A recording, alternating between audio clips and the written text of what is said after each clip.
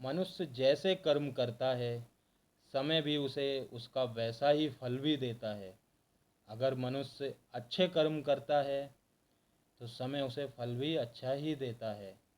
अगर मनुष्य के द्वारा बुरे कर्म होते हैं तो आगे चलकर समय उन्हें उनका दंड भी देता है। ये बात स्वयं भगवान श्री कृष्ण ने महाभारत में पितामह भीष्म से कही।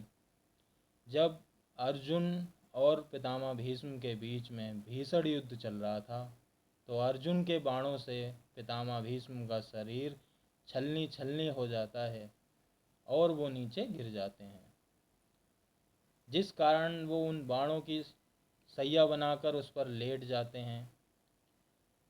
क्योंकि पितामह भीष्म को इच्छा मृत्यु का भी वरदान था, तो अब वो ये इच्छा करते हैं कि वो अपने प्राण जब ही त्यागेंगे जब इस युद्ध का निर्णय हो जाएगा।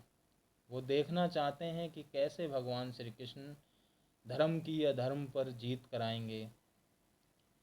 जब पितामह भीष्म सैया पर लेटे होते हैं तो उनसे मिलने के लिए कौरवों के साथ साथ पांडव और स्वयं भगवान श्री कृष्ण भी उनके पास उनसे मिलने के लिए आते हैं। पितामह भीष्म भगवान श्री कृष्ण से एक इच्छा रखते हैं कि हे केशव, मुझे आपसे एकांत में कुछ वार्ता करनी है। मेरे मन में कुछ प्रश्न हैं जिनका मुझे आपसे समाधान चाहिए। ये बात सुनकर कौरव और पांडव वहाँ से चले जाते हैं। अब पितामह भीष्म भगवान श्री कृष्ण से ये प्रश्न पूछते हैं कि हे केशव, ये तो मैं जानता हूँ कि मनुष्यों को उनके कर्मों का ही फल मिलता है, तो मेरा कौन सा कर्म है जिस कारण से आज मुझे इन बाणों की सैया पर लेटना पड़ा। मैंने तो अपने पूर्व के 7 जन्मों तक नज़र डाली, मुझे उनमें कोई भी ऐसे कर्म दिखाई नहीं दिए जिन कारण से मेरा ये आज हाल है। इस पर भगवान श्री कृष्ण मुस्कुराते हुए कहते हैं कि हे पितामह, अगर आप पूर्व का एक जन्म और आगे देख लेते तो आपको ये दिखाई देता कि पूर्व के 8वें जन्म में आप एक राजकुमार के रूप में थे।